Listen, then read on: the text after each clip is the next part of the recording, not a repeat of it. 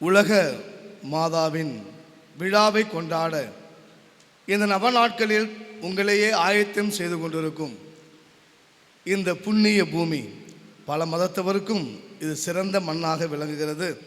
நமக்கும் ஒரு சிறப்பான ஒரு ஆலயம் கொண்ட ஒரு இடமாக பங்காக இது திகழ்கிறது.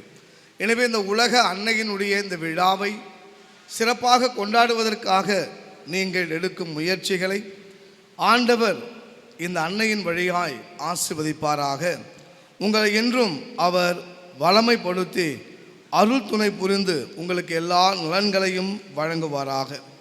இந்த நல்ல நாளில் இந்த வாய்ப்பை நல்கிய உங்கள் பங்கு தந்தை பேரொரு தந்தை லூர்து சாமி அடிகளாருக்கு என்னுடைய மனமார்ந்த நன்றியினை நான் தெரிவித்துக் கொள்கிறேன். நீண்ட இடைவேளைக்கு பிறகு இந்த திருப்பீடத்தில் இருந்து ஆண்டவருடைய வார்த்தையை அறிவிக்கக்கூடிய ஒரு நல்ல வாய்ப்பை அவர் எனக்கு கொடுத்ததற்காக நன்றி சொல்கிறேன். ஆனால் நான் இன்று மறைவுரை ஆற்றுகிறேன் என்றால், நான் சிறுவனாய் என்னுடைய ஆலயத்தில் என்னுடைய சொந்த ஊரில் இருந்த பொழுது, அப்பொழுது திருத்தொண்டராய் என் பங்கிலே பணியாற்றிய உங்கள் பங்கு தந்தை ஆற்றிய எழுச்சி மிகு மறைவுரைகள், புரட்சியான கருத்துகள் என்னுடைய உள்ளத்தை ஆட்கொண்டது என்று சொன்னால் அது மிகையல்ல. அந்த நாளிலே அவருடைய மறைவுரையெல்லாம் வெண்கல குரலாய் ஒலிக்கும், அந்த ஆலயத்தின் ஓடுகளெல்லாம் அதிரும். அதுபோல அவர் மறைவுரை ஆற்றுவார். அந்த மக்களெல்லாம் அவருடைய மறைவுரை கேட்க அந்த மறைவுரை நேரத்திலே தங்களுடைய கண்களை திருப்பாமல் பார்த்து கொண்டிருப்பார்கள் என்று சொன்னால் அது மிகையாகாது. அது அவருக்கே தெரியும். அவர் எப்படி எத்தனை பேர் அவருடைய மறைவுரையை பாராட்டினார்கள். எனவே தந்தை அவர்களுக்கு இந்த வேளையிலே நான் நன்றி சொல்கிறேன். அதே வேளையில் நான் குருமட மாணவனாக இருந்த பொழுது எனக்கு பங்கு தந்தையாக இருந்து வழிகாட்டிய பேரொரு தந்தை ஜேம்ஸ் வின்சல் அடிகளார் இருக்கிறார். அவருக்கும் என்னுடைய நன்றியையும் வணக்கத்தையும் இந்த வேளையில் நான் தெரிவித்துக் கொள்கிறேன். அன்பு தம்பி அமுதன் அவர்களையும் அவருடைய பணியை சிறக்க அவருடைய அன்பு நட்புக்கும் என்னுடைய நன்றியை தெரிவித்து கொண்டு, 2000 ஆண்டிலே நான் திருத்தொண்டனாய் இங்கு பணியாற்றிய பொழுது இங்கே இருந்து எத்தனையோ குடும்பங்களை இந்த நாளிலே சந்திக்க ஆண்டவர் ஒரு வாய்ப்பை கொடுத்திருக்கிறார். அதற்காகவும் நான் நன்றி சொல்லி, அந்த நாளில் என்னை ஊக்கப்படுத்தி வளர்த்த அன்றைய பங்கு தந்தையும் மறைந்த அருள் தந்தையுமான பேரொரு தந்தை மரிய ஜோசப் அடிகளார் அவர்களையும் இந்த திருப்பீடத்திலிருந்து நினைத்து கொண்டு நான் நன்றியோடு அவருக்கும் உங்களுக்கும் இந்த வேளையிலே நன்றி சொல்லி, புதிய ஏவாளை பற்றி சொல்வதற்காக என்னுடைய மறைவுரையை துவங்க நான் ஆரம்பிக்கிறேன். இயேசுவில் இளந்தருமை சகோதர சகோதரிகளே, இந்த நாளில் புதிய ஏவாள் என்ற அன்னை மரியாளை விவரிக்கும் இந்த வேளையில், இதற்கு முன்னால் இருந்த ஒரு ஏவாளை பற்றி நாம் அறிந்து கொள்ளவில்லை என்றால், அவரை பற்றி புரிந்து கொள்ளவில்லை என்றால், இந்த புதிய ஏவாளையும் நம்மால் புரிந்து கொள்ளவே முடியாது. கடவுள் தொடக்கத்திலே எல்லா படைப்புகளையும் படைத்து முடித்த பிறகு அவர் என்ன நினைத்தாரோ தெரியவில்லை. நம்ம சொல்கிறோம் இல்லையா, வீட்டில் 1000 பொருட்கள் இருந்தாலும், எத்தனையோ சாமான் சட்டுகள் வாங்கி வச்சுருந்தாலும், நமக்குன்னு பிடித்தமான ஒரு பொருள் இருக்கும். அதை யார் தொட்டாலும் பிடிக்காது. பெற்ற பிள்ளை தொட்டாலும் அதை நாம் தடுக்க பார்ப்போம். அதுபோல் கடவுளும் எத்தனையோ படைப்புகளை படைத்தார். படைத்து ஒவ்வொரு நாளிலும் அது எல்லாம் நல்லதென்று கண்டார். அதே வேளையிலே அவர் என்ன அவருடைய மனதிலே தோன்றியதோ தெரியவில்லை, அந்த மூடு பனி பூமியை நனைத்த பொழுது அந்த மூடு பனியிலே நனைந்த அந்த மண்ணை எடுத்து தன்னுடைய சாயலிலே ஒரு உருவை உருவாக்கி தன்னுடைய உயிர் மூச்சை அதிலே ஊதி ஒரு உயிர் கொடுத்தார். அவன் ஆதாமாக உயிர் பெற்றிருந்தான். பிரைஸ் தி லார்ட், அல்லேலூயா. அவனினுடைய வழித்தோன்றல்கள் தான் நாம் என்று சொன்னால் அது மிகையாக. இறையிலே துல்லியமாக படிக்க வேண்டுமென்றால் சில வேளைகளிலே நம்பிக்கை கூட நமக்கு குன்றி போகலாம். அந்த இறையிலை ஓட்டத்திலே நான் செல்ல விரும்பாமல் விசுவாசத்தினுடைய ஆழத்திற்கு செல்ல நான் விரும்பப்படுகிறேன். எனவே கடவுள் இந்த மனிதனை படைத்த பொழுது அவன் தனிமையாய் இருந்ததை கண்ட கடவுள், மனிதன் தனிமையாய் இருப்பது நன்றல்ல, எனவே அவனுக்கு இணையான ஒரு துணையை நாம் படைப்போம் என்று சொல்லி அவனுக்கு இணையான ஒரு துணையை படைத்தார். எனவே அவர் நினைத்திருந்தால் இன்னொரு பிடி களிமண்ணை எடுத்து ஒரு பெண்ணின் உருவை தந்து அதிலே உயிர் மூச்சை உருவாக்கி அவர் ஒரு பெண்ணை படைத்திருக்கலாம். ஆனால் அவர் என்ன நினைத்தாரோ, அதிலே என்ன பொதித்து வைத்தாரோ, அதில் என்ன உறவு பாசம் அன்பு பிணைப்பை தந்தாரோ தெரியவில்லை. அவர் என்ன செய்கின்றார்? ஆணை ஆழ்ந்த உறக்கத்திற்கு உட்படுத்தி, ஆதாமை ஆழ்ந்த உறக்கத்திற்கு உட்படுத்தி அவனுடைய விலா எலும்பை ஒன்றை எடுத்து அதிலிருந்து பெண்ணை உருவாக்கினார். Price the Lord. எனவே அறிவியலும் சொல்லுகிறது, ஆணுக்கு ஒரு விலாவில் ஒரு எலும்பு குறைபடுகிறது, பெண்ணுக்கு எல்லா விலா எலும்பும் நிறைவாக இருக்கிறது. இது விஞ்ஞானம், மருத்துவம் அதுவும் ஒத்துக்கொள்கிறது. அந்த அடிப்படையிலே பார்க்கும் பொழுது நான் நிறைய திருமண மறைவுரையிலே சொல்லுவேன். அந்த ஆணையும் பெண்ணையும் பார்த்து நம்ம நினைப்போம், எங்கெங்கேயோ பெண்ணை பார்ப்போம், சில காதலித்து பார்ப்பார்கள், ஆனால் அது கூட தோல்வியில் முடிந்துவிடும். எங்கேயோ உருவான ஒரு பெண்ணை எங்கேயோ உருவான ஒரு ஆண் திருமணம் முடிக்கிறான், கரம் பிடிக்கிறான். அதை நம்முடைய வாழ்விலே பார்க்கிறோம், திருமண நிகழ்வாக கொண்டாடுகிறோம். அப்பொழுதெல்லாம் நான் சொல்வது, அந்த மணமகனை பார்த்து சொல்வேன், மணமகனே, உன்னுடைய விழாவிலே ஒரு எலும்பு காணாமல் போனதல்லவா, அந்த எலும்பு இந்த பெண்ணில் தான் இருக்கிறது.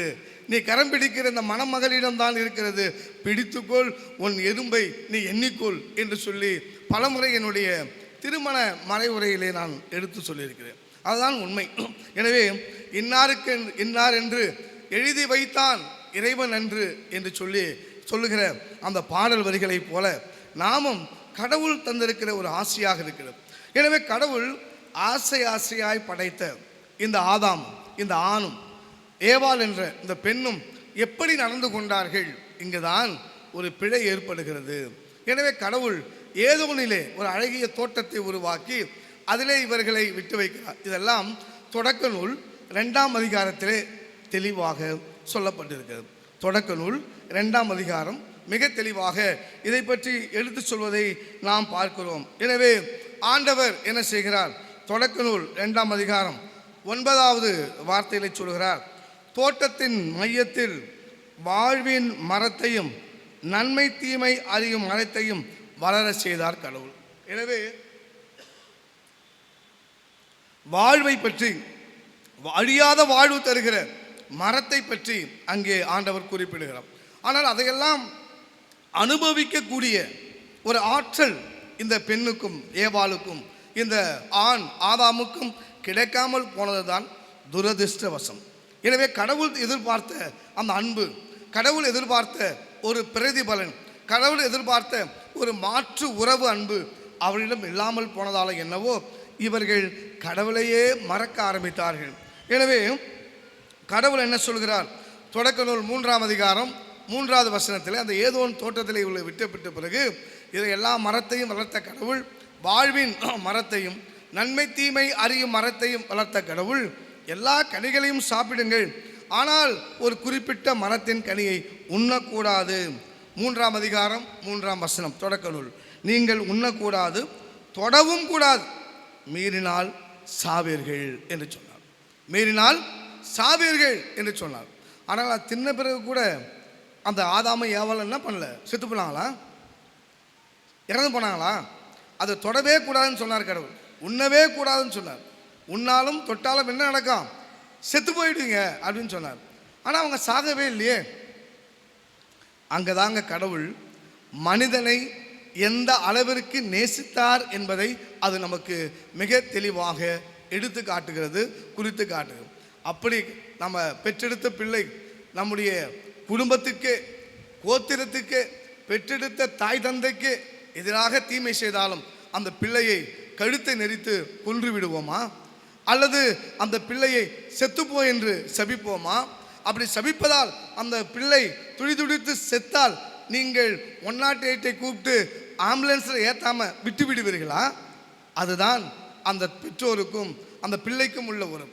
அதே போலதான் கடவுளும் இந்த ஆதாம் ஏவாள் இப்படிப்பட்ட ஒரு தவறை இந்த ஏவாள் செய்த போது கூட, கடவுளுடைய வார்த்தையை மீறிய பொழுது கூட, அவள் கீழ்ப்படியாமல் போனது போது கூட கடவுள் அவளை சாகடிக்கவே இல்லை, விட்டு வைத்தார். ஆம் அன்புக்குரியவர்களே, நீங்கள் அந்த காரணம், இதற்கெல்லாம் காரணம் இந்த பழைய அந்த முதல் ஏவாள் என்ன செய்கின்றால், கடவுள் என்ற தன்னை படைத்த அந்த மாபெரும் ஆற்றல் யாரிடம் அன்பு கொண்டிருக்க வேண்டுமோ, யாரிடம் அவள் ஒட்டி கொண்டிருக்க வேண்டுமோ, யார் சார்பாய் அவள் நின்று கொண்டிருக்க வேண்டுமோ, அந்த நிலைப்பாட்டை விட்டுவிட்டு கடவுளுக்கு எதிரான சாத்தானின் ஒரு வார்த்தைக்கும் சாத்தானுடைய உறவுக்கும் அவருடைய பேச்சுக்கும் இவள் மதிமயங்கி போய் கடவுளுக்கு கீழ்ப்படியாமல் பாவம் செய்ததை தான் நாம் இங்கே பார்க்கிறோம். எனவே நீங்கள் கடவுளை போல் நன்மை தீமையை அறிவீர்கள் என்று தொடக்க நூல் 3ஆம் அதிகாரம் 5ஆம் வசனத்திலே சாத்தான் சோதிக்கிறது. கடவுள் உங்களை அவரை மாதிரி மாறிவிடக்கூடாது என்பதற்காக தான் அந்த கனியை சாப்பிட வேண்டாம்னு சொன்னார். நீங்கள் சாப்பிட்டு பாருங்க, நீங்களும் அவரை போலவே மாறிவிடுவீர்கள், கடவுளை போல இருப்பீர்கள் என்று சொன்ன அந்த சாத்தானின் சோதனை வார்த்தைக்கு ஏவாள் மயங்கி போகிறாள். கடவுளிடம் இருந்து கீழ்ப்படியாமல் சாத்தானுக்கு கீழ்ப்படியவளாக மாறி போகிறாள். கடவுளின் பிள்ளையாய் அவள் இருப்பதை விட்டுவிட்டு சாத்தானின் பிள்ளையாய் அவள் மாறி போகிறாள். எனவே அந்த பழத்தை பெரித்தால் அவள் உண்டாள். உண்டவுடன் அதுக்கப்புறம் நினைக்கிறதா கடவுளுக்கும் அவங்களுக்கும் உள்ள ஒரு உறவை பார்ப்போம். 3ஆம் அதிகாரம் 6ஆம் வசனத்திலே பெண் அப்பழத்தை பறித்து உண்டாள். கீழ்ப்படியாமல் அதை பேராசை அல்லது சாத்தானுக்கு அடிமையாய் போன நிலை, இதையெல்லாம் நாம் இதில் கருத்திலே கொள்ளலாம். 3ஆம் அதிகாரம் 7ஆம் வசனத்திலே அவர்கள் ஆடையின்றி இருப்பதை உணர்ந்தனர். இங்கே தான் ட்விஸ்ட். அது வரைக்கும் அவங்க நிர்வாணமாக தான் இருந்தாங்க படைத்த போது, ஆனால் அவர்கள் வெட்கப்படவில்லை என்று தொடக்க நூல் சொல்கிறது. ஆனால் இந்த கனியை உண்டவுடன் அவர்கள் ஆடையின்றி இருக்கிறார்கள் என்பதை உணர்கிறார்கள், வெட்கப்படுகிறார்கள். அதே 3ஆம் அதிகாரம் 11ஆம் வசனத்திலே ஆண்டவர் அவளை நோக்கி வரும் பொழுது ஏவாள் ஆதாம் ஆதாம் என்று கூப்பிடுகிறார். அவ்வாறு கூப்பிடும் பொழுது ஆதாம் சொல்கிறான், நாங்கள் ஆடையின்றி இருக்கிறோம், உம்மை பார்ப்பதற்கு அச்சம் கொண்டு இருக்கிறோம். 8ஆம் வசனத்தில் தொடக்க நூல் 3ஆம் அதிகாரம் 8ஆம் வசனத்தில் தான் வருது. ஆடையின்றி இருக்கிறோம், அசிங்கப்படுகிறோம், பயப்படுகிறோம் என்றெல்லாம் சொல்லுகிறார். அப்போ கடவுள் கேட்கிறார் 3ஆம் அதிகாரம் 11ஆம் வசனம், யார் ஆடையின்றி நீங்கள் இருக்கிறார் என்று உனக்கு கற்றுக் கொடுத்தது யார்? Price the Lord. பாவத்தை சொல்லிக் கொடுத்தது யார்? யாரிடம் போய் கற்றுக்கொண்டீர்கள்? நான் அல்லவா சொன்னேன் இதெல்லாம் செய்யக்கூடாது, இதை செய்ய வேண்டும் என்று. என்னை தவிர்த்து உங்கள் உள்ளத்தை தொட்டவன் யார்? எவ்வளோ அழகான ஒரு வேர்டு பாருங்க. கடவுள் சொல்றார், இதை சொன்னவன் யார்? சொல்லிக் கொடுத்தவன் யார்? நீ ஆடையின்றி இருக்கிறாய் என்று உணர்த்தியவன் யார்? நீ பாவியாய் இருக்கிறாய் என்று இந்த குற்ற உணர்வை உன் உள்ளத்திலே ஊட்டியவன் யார்? கடவுள் கேட்கிறார். அப்ப நான் உண்ணக்கூடாது என்று சொன்ன கனியை நீங்கள் உண்டீர்களோ? Price the Lord. அங்கே தான் தீமை செய்கிறோம், அங்கே தான் பாவம் செய்கிறோம். கடவுள் எதை தடுத்தாரோ, எது நிகழக்கூடாது என்று நினைத்தாரோ அது அங்கே நிகழ்ந்தது.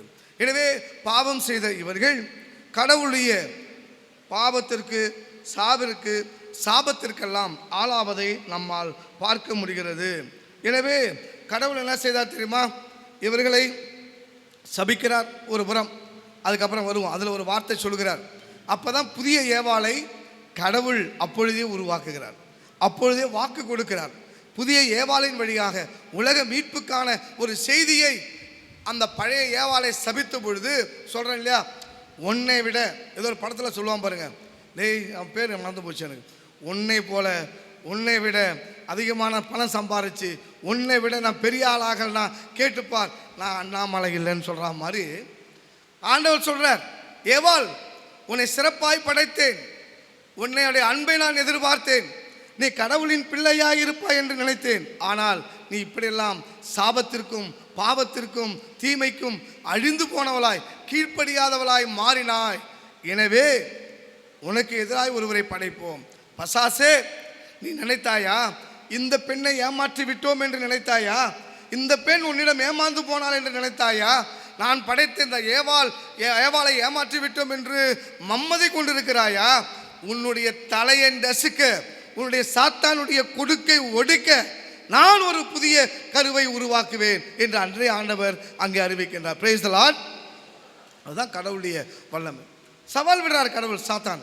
எனவே சாத்தானை சபித்த பொழுது, பாம்பின் வடிவில் இருந்த சாத்தானை சபித்த பொழுது, நீ மண்ணிலே ஊர்ந்து மண்ணை நக்கி தின்ன சபிக்கப்பட்டவனாக இருப்பார். இது நடக்குதுங்க, அதான் உண்மை. பாம்பு எவ்வளவு சாப்பிட்டாலும் போய் மண்ணை துண்ணாதான் செரிக்காது. அது எத்தனை பேருக்கு தெரியும் தெரியல. நிறைய பேர் கிராமத்தில் உள்ளவங்களுக்கு தெரியும். நிறைய வேலைகளில் இரவு நேரங்களில் வயலிலே போகிறவர்கள் அல்லது ஒத்தையடி பாதையில் செல்கிறவர்களுக்கு பாம்பு தீண்டியதாக கடித்ததாக மருத்துவமனைக்கு வருவார்கள். பெரும்பாலும் அந்த பாம்பு எந்த பாம்பாக இருக்கும் என்று நினைக்கிறீர்கள்? நல்ல பாம்பாகவோ மற்ற பிற விஷ பாம்பாக இருக்காது. அது கட்டி விரியனாக தான் இருக்கும். ஏனென்றால் அந்த ஒரு பாம்பு தான் உண்ட மயக்கத்திலேயே எங்கே வயிறு நிரம்புகிறதோ அந்த மயக்கத்தில் அங்கேயே படுத்துகிறது. காரணம், இவர்கள் செல்லும் போதெல்லாம் ஏன் கடிக்கிறது என்றால், அந்த பாம்பு உண்ட பிறகு பல தவளைகளை உண்ட பிறகு விழுங்கிய பிறகு அங்கே அந்த மண்ணை தின்ன வேண்டும். மனிதனுடைய காலடிகளால் உருவான மெருதுவான மிகவும் நுட்பமான அந்த மண்ணை தின்னு அது தன் வயிற்றை நிரப்ப வேண்டும். அவ்வாறு நிரப்பும் பொழுது ஒரு உண்ட உணவு மயக்கத்தை உருவாக்க அது அங்கே படுத்துகிறது. அடையாளம் தெரியாமல் இருட்டில் செல்கிற மனிதர்கள் மெதிக்கிற பொழுது அவர்களையும் அந்த பாம்பு தின்னும். இதுதான் உண்மை. கடவுள் சபித்த அந்த சாபக்கேடு இன்றைய அளவும் அது வயிற்றால் ஊர்ந்தும் மண்ணை தின்னும் அது வாழ வேண்டிய ஒரு சாபத்திற்கு உள்ளானது. இதுவே நம்ம நிறைய இப்படி சொல்லிட்டே போகலாம். ஆக கடவுள் எல்லாவற்றையும் நல்லது என்று கண்ட கடவுள் இந்த மனிதனை படைத்த பொழுது அதை ஏன் அவர் சொல்லலன்னு தெரியல. நான் மனிதனை படைத்தேன், நான் மிக்க மகிழ்ச்சி கொண்டேன் என்று அவர் சொல்லவே இல்லை. எல்லா படைப்பும் சொன்னார். 6 நாள் சொன்னார். ஓய்வு பற்றிலாம் சொன்னார், ஓய்வெடுக்க பற்றிலாம். ஆனால் இந்த மனிதனை படைத்த பொழுது இந்த மனிதன் எவ்வளவு அழகாக இருக்கிறான், என்னுடைய சாயலாக இருக்கிறான், எனவே நான் மகிழ்ச்சி அடைகிறேன் என்று கடவுள் சொல்லவே இல்லை. அதனால என்னவோ மனிதன் இப்படி கடவுளுடைய அன்புக்கு எதிரானவனாக மாறி போகிற ஒரு நிலை உண்டாகலாம். எங்கேயாவது கடவுள் மனிதனை படைத்ததற்காக வருத்தப்படுகிறாரா? படுகிறாரா? எங்க படுகிறார்? யாராவது தெரிஞ்சா சத்தமாக சொல்லுங்க. பைபிள் இருந்தால் வாசிங்க தெரிஞ்சவங்க.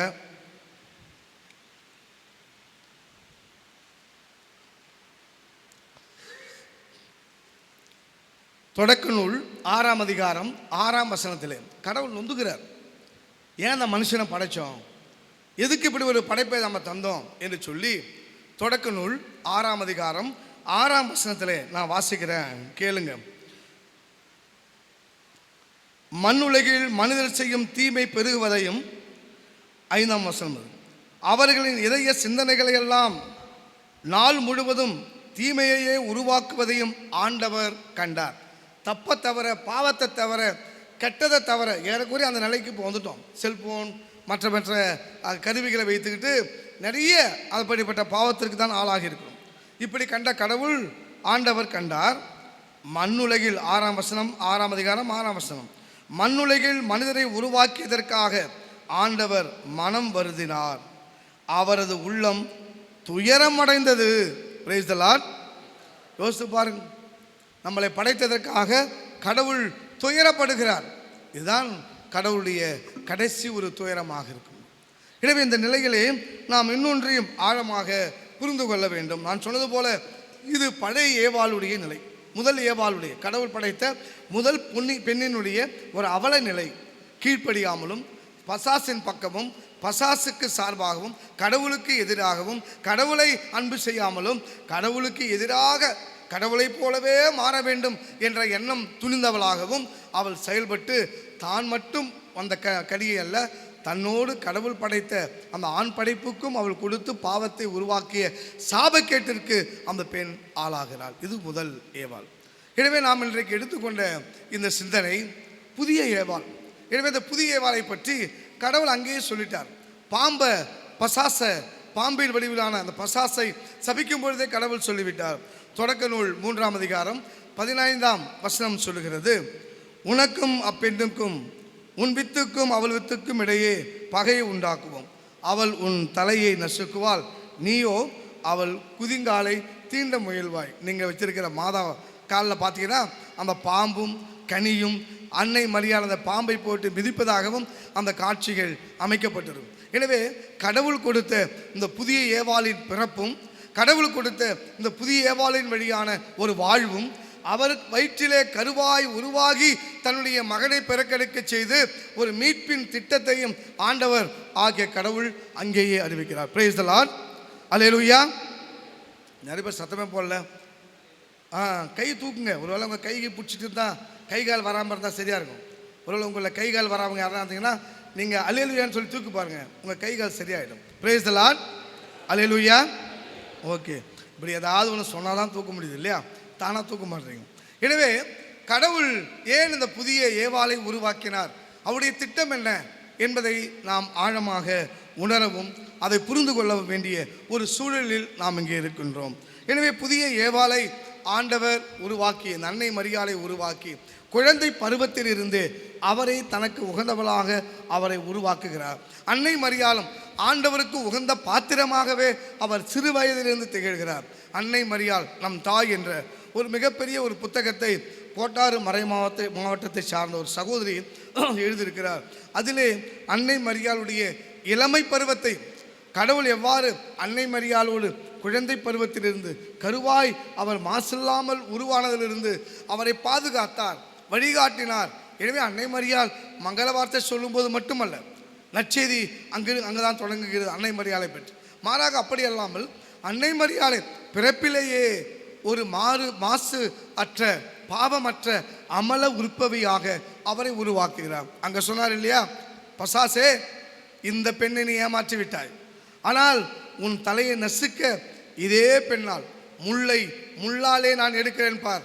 நீ எந்த பெண்ணை ஏமாற்றி பாவத்தை இந்த உலகத்தில் கட்டச் செய்தாயோ, பாவத்தை இந்த உலகில் பெருகச் செய்தாயோ, அதே பெண்ணால் இந்த உலகத்திலிருந்து பாவத்தை என்னால் அகற்ற முடியும் என்ற ஒரு சவாலை கடவுள் விடுகிறார். Praise the lord. அல்லேலூயா. எனவே ஆண்டவருடைய விஷயம் இங்கு வெளியேறுகிறது, இங்கு வெளிப்படுகிறது. எனவே ஏன் கடவுள் இப்படிப்பட்ட ஒரு நிகழ்ச்சியை இங்கே உருவாக்குகிறார் என்று சொன்னால், ஆண்டவர் இந்த உலகத்தை மீட்டெடுக்க திட்டம் கொண்டார். இதான் பாவத்தை மனிதனை ஏன் படைத்தோம் என்ற நொந்து போன உள்ளத்தில் இருந்த கடவுள் நோவாவின் காலத்தில் ஒட்டுமொத்தமாக அழித்து, அபிரகாமின் காலத்திலே சோதோம் குமோரோ பட்டணத்தை கந்தகத்தால் அழித்து, இன்னும் பாபிலோன் அசிரியா என்று பல அடிமைத்தனமான வாழ்க்கையை சாபக்கேடாய் கொடுத்து எகிப்திலே 400 ஆண்டுகள் அடிமைகளாக இவர்கள் வாழும்படியாய் செய்து கூட இவர்கள் திருந்துவதும் மீண்டும் பாவத்திற்கு செல்வதுமாகவே இருந்தார். பிறகு முதுபெரும் தந்தையர்கள் அரசர்கள் என்று அவர்கள் கேட்டுக்கொண்டதுக்கு ஏற்ப இந்த மக்களுக்கு அரசர்கள் எல்லாம் உருவாக்கி கூட இவர்கள் மனம் மாறவே இல்லை, திருந்தவே இல்லை. சிறிய பெரிய இறைவாக்கினர்கள் என்று உருவாக்கியும் கூட எத்தனை இறைவாக்கினருடைய எடுத்துரைத்தலுக்கும் இடித்துரைத்தலுக்கும் இவர்கள் கீழ்ப்படியாமலே போன பாவத்தை கற்றுக்கொண்ட மக்களாக இருந்தார்கள். எனவேதான் கடைசியாக தன்னுடைய ஒரே மகனின் வழியாய் இந்த உலகத்தை மீட்டெடுக்க வேண்டும் என்று கடவுள் திருவுளம் கொண்டார். யோவான் நற்செய்தி 3ஆம் அதிகாரம் 16-17 வசனம் சொல்கிறது. கடவுள் இந்த உலகத்தின் மீது எந்த அளவிற்கு அன்பு கொண்டார் என்றால், இந்த உலகத்தை தண்டனை தீர்ப்பினால் அழிக்கல்ல, மாறாக தன்னுடைய ஒரே மகனின் வழியாக அவருடைய இறப்பு உயிர்ப்பு பாடுகளின் வழியாக இந்த உலகத்தை மீட்டெடுக்க அவர் திருவுளம் கொண்டார் என்று யோவான் தன் நற்செய்தியிலே மிக தெளிவாய் துல்லியமாய் எழுதியிருக்கிறார். 3ஆம் யோவான் நற்செய்தி 3ஆம் அதிகாரம் 16-17 வசனத்திலே நாம் வாசிக்க முடிகிறது. அன்பு சகோதர சகோதரிகளே, இப்படியெல்லாம் கடவுள் இந்த உலகின் மீது அன்பு கொண்டார். எனவே அதற்கு ஏற்ற ஒரு பாத்திரம், அதற்கு ஏற்ற ஒரு விசுவாசமுள்ள ஒரு பெண்ணை தன் மகனை உருவாக்குவதற்காக உருவாக்கிய ஒரு பாத்திரம், கதாபாத்திரம்தான் புதிய ஏற்பாட்டின் தலை சிறந்த ஒரு பங்காளி, ஆண்டவருடைய மீட்பு திட்டத்தின் பங்காளி, கடவுளோடு இணைந்து செயலாற்றிய மீட்பு திட்டத்தை முழுமையாய் நிறைவேற்ற உதவிய ஒரு பங்காளியாய் அன்னை மரியாள் இந்த புதிய ஏவாள் திகழ்ந்தார்.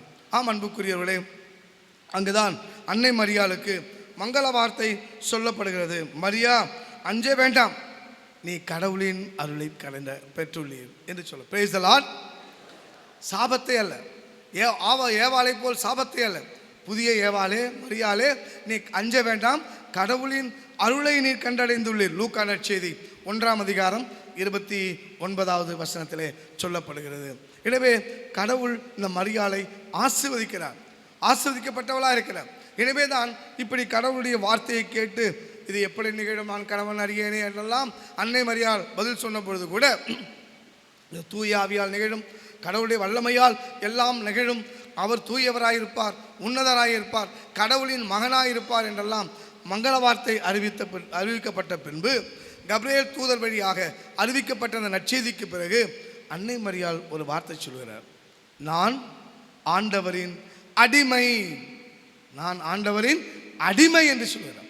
அடிமை என்று நீங்கள் சொல்கிற மாதிரி ஏதோ சும்மா கடிதத்திலும் காதல் கடிதங்களிலும் நான் உனக்கு அன்பின் அடிமை, உன்னுடைய பாசத்தின் அடிமை, அன்பே ஆறு உயிரே உனக்கு நான் என்றும் அடிமை என்று சொல்கிறோமே, அந்த வார்த்தையின் அர்த்தம் அல்ல இது. அந்த வார்த்தையின் பொருள் அல்ல. அடிமை என்று சொன்னால் தன்னிடம் தன் உடல் பொருள் உணர்வுக்கு எதுக்குமே உரிமையில்லாத நிலை என்பது பொருள். Price the lord, hallelujah. எனவே இனி எனக்கென்று ஒரு சிந்தனை இல்லை, இனி எனக்கென்று ஒரு எண்ணம் இல்லை, இனி எனக்கென்று ஒரு வாழ்வு இல்லை. நான் கடவுளின் அடிமை. அவர் என்ன சொல்கிறாரோ அது என்னிலே நிறைவேறட்டும். அவர் என்ன வழி நடத்துகிறாரோ அது என் வழிகாட்டுதலாக இருக்கும். அது அந்த பாதையை அவர் காட்டுகிறாரோ அதுவே என் வாழ்வின் பாதையாக இருக்கும் என்று நான் கடவுளின் அடிமை என்று லூக்கா நற்செய்தி 1ஆம் அதிகாரம் 38வது வசனத்திலே அன்னை மரியாள் சொல்லுவதை நம்மால் ஆழமாக உணர முடிகிறது. இப்படிப்பட்ட அந்த புதிய ஏவாள் கடவுளுக்கு கீழ்ப்படிந்தது மட்டுமல்ல, கடவுளுடைய வார்த்தையை ஏற்றுக்கொண்டது மட்டுமல்ல, கடவுளுக்கு உகந்தவராய் இருந்தது மட்டுமல்ல, எப்பொழுதும் கடவுளுடைய அன்புக்குரியவராக இருக்கிறார். எனவே தான் இயேசு ஆண்டவர் கூட அன்னை மரியாளை பற்றி சொல்லும் பொழுது இயேசுனுடைய லூக்கா நற்செய்தி 8ஆம் அதிகாரத்திலே இயேசுவின் உண்மையான உறவினர் என்ற நிகழ்விலே அங்கே இருக்கிறவங்க சொல்கிறாங்க, இயேசுவின் தாயும் சகோதரர்களும் 8ஆம் அதிகாரம் 19வது வசனம், அவரிடம் வந்தார்கள். ஆனால் மக்கள் திரளாக இருந்த காரணத்தினால் அவரை அணுக முடியவில்லை. உம் தாயும் சகோதரர்களும் உம்மை பார்க்க விரும்பி வெளியே நின்று கொண்டிருக்கிறார்கள் என்று அவர்களுக்கு அறிவித்தார்கள். அவர் அவர்களை பார்த்து, அவர் என்றால் இயேசு அவர்களை பார்த்து, இறை வார்த்தையை கேட்டு அதன்படி செயல்படுகிறவர்களே என் தாயும் என் சகோதரர்களும் ஆவார்கள் என்றார். Price the Lord. இங்கே அன்புக்குரியவர்களே, தன் அன்னை மரியாளை, தன் தாயை ஆண்டவர் உயர்த்தி பேசுகிறார். தன் ஆண்டவருக்கு உகந்தவள் என்று அன்னை மரியாள், என் தாய் கடவுளோடு இணைந்தவர், கடவுளுக்காக கீழ்ப்படிந்தவர், கடவுளுடைய வார்த்தையை வாழ்கிறவர் என்று சொன்னார். சில வேளைகளிலே யாரோ பிரிந்த சபை சகோதரர்கள் சொல்வது போல அன்னை மரியாளை நீங்கள் வணங்குகிறீர்கள், அன்னை மரியாளுக்கு முக்கியத்துவம் கொடுக்கிறீர்கள் என்று சொல்லும் பொழுதெல்லாம் சில நம்மிலே பசாசு கனியை கொடுத்து ஏமாற்றி மதிமயக்கி அந்த ஏவாளை போல, பழைய ஏவாளை போல உங்களிலே பலர் ஏமாந்து அவர்களுக்கு பின்னால் செல்லும் அவல நிலைகள் எல்லாம் இருக்கிறது. ஆனால் இயேசு தன் தாயை எப்படி சொல்கிறார்? யார் என் சகோதரன், யார் என் தாய்? கடவுளுடைய வார்த்தையை வாழ்கிறவன் எவனோ, கீழ்ப்படுகிறவன் எவனோ அவனே என் தாய், என் சகோதரன் என்று ஆண்டவர் சொன்னார். ஏன்னாக்கா எங்கள் அம்மா மரியாள் ஆண்டவருடைய வார்த்தையை கீழ்ப்படிந்தார், அதை வாழ்ந்தார். நான் ஆண்டவருடைய அடிமை என்று சொல்லி அந்த வார்த்தையை வாழ்வாக்கினார். எனக்கு வாழ்வு கொடுத்தார், இந்த ஊனுக்கு உயிர் கொடுத்தார், இந்த கடவுளையே இந்த மனுகுலத்திலே நடமாட வைத்தார். எனவே இந்த அன்னை ஒரு பெருமை மிக்கவள், என் தாய் கடவுளை போல் கடவுளால் ஆஸ்வதிக்கப்பட்டவள், எனவே கடவுளால் புகழ்ந்துரைக்கப்பட்டவள் என் தாய். எனவே அந்த ஒரு ஆசீர்வாதத்தை, என் தாய்க்கு கடவுள் கொடுத்த ஆசீர்வாதத்தை நீங்களும் பெற வேண்டும் என்றால் கடவுளுடைய வார்த்தையை வாழ வேண்டும், கடவுளுடைய வார்த்தைக்கு கீழ்ப்படிய வேண்டும், அதன்படி நீங்கள் நடக்க வேண்டும்.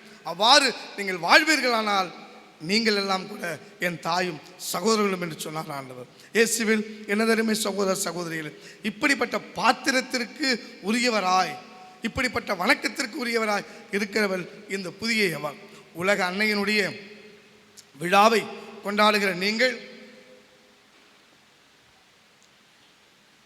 நிறைய வேளைகளில் மதிமயங்கி போகின்றனர். ஒரு மனிதன் என்று சொன்னால் மனித உடல் உணர்வுகளால் ஆட்கொள்ளப்பட்டது. உணர்வுகள் நான் சொல்லும் பொழுது நன்மையான உணர்வும் இருக்கிறது, தீமையான உணர்வுகளும் இருக்கிறது.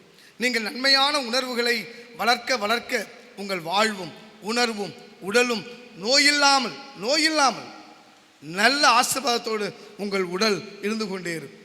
எப்பொழுது தீமையானது ஒன்று நீங்கள் வளர்க்க ஆரம்பிக்கிறீர்களோ அங்கே சாபக்கேடும் அழிவும் நோயும், அந்த நோய் உடலை அழுக செய்யும், Praise the Lord. அன்பு சகோதர சகோதரிகளே, நல் உணர்வுகளை அன்னை மரியாளை போல், நல் உணர்வுகளை ஆண்டவர் இயேசுவை போல், நல் உணர்வுகளை அவள் வார்த்தையின் வழியாக நீங்களும் எடுத்துக்கொள்ள வேண்டும். வாழ்வில் எல்லா சாய்ஸும் இருக்குது. எனவே ஒரு பக்கம் நல்லது இருக்குது, கெட்டது இருக்குது, உண்ணக்கூடியது இருக்குது, உண்ணக்கூடாது இருக்குது. எனவே உண்ணக்கூடாது எடுத்து எங்கள் வாயில் வச்சு சாப்பிடுவீங்களா? இல்லை கட்டாயப்படுத்தினா சாப்பிடுவீங்களா? தெரியுதில்ல, இது சாப்பிடக்கூடாதது, இது அருவருக்கத்தக்கது, இது சாப்பிட்டால் உவாதை உண்டாகும், அதை சாப்பிட்டால் வாந்தி வரும் என்றெல்லாம் உங்களுக்கு தெரிகிறது. ஆனால் கெட்டதை மட்டும் ஏன் சாப்பிடுகிறீர்கள்?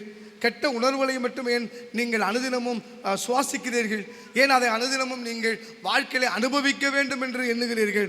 எனவே பழைய இப்படியெல்லாம் தீமைகளை உண்ணும் பொழுதும், தீமைகளை நினைக்கும் பொழுதும், தீமைகளின் உணர்வுக்கு அடிமையாகும் பொழுதும் பசாசுக்கு அடிமையாகிய அந்த பழைய ஏவாளை போல நீங்கள் மாறுகிறீர்கள்.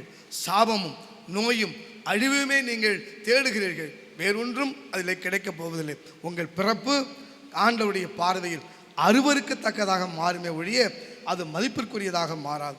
மாறாக நன்மையும் கீழ்ப்படிதலும் தாட்சியும் எளிமையும் ஆண்டவரின் அடிமை என்று சொல்லி தன் வாழ்வை முழுமையாய் தன்னுடைய சுய இன்பம், தன்னுடைய சுய வாழ்வு, தன்னுடைய சுய விருப்பம் அனைத்தையும் துறந்து கடவுளுக்காக தன்னையே அர்ப்பணித்த இந்த புதிய ஏவாள் அன்னை மரியாளை போல நல்ல எண்ணம், நல்ல சிந்தனை, நல்ல உணர்வுகளை உங்கள் உள்ளத்தில் நீங்கள் கொண்டு வாழ்வீர்களானால் நீங்கள் சாவில்லாமல், சாபமில்லாமல், ஆண்டவருடைய அருளால், ஆசீர்வாதத்தால், நோயில்லாமல் நீங்கள் நல்வாழ்வை வாழ்வீர்கள். எனவே நோய்வாய்ப்பட்டிருக்கிறவர்களே, மருந்தை பல மருத்துவமனையில் தேடலாம்.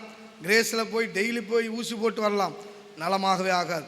அங்கே கொடுக்குற மருந்து தப்புன்னு சொல்ல வரல, உங்களுடைய மனது தப்பு என்று சொல்லுகிறேன், உங்களுடைய உள்ளம் தவறு என்று சொல்லுகிறேன்.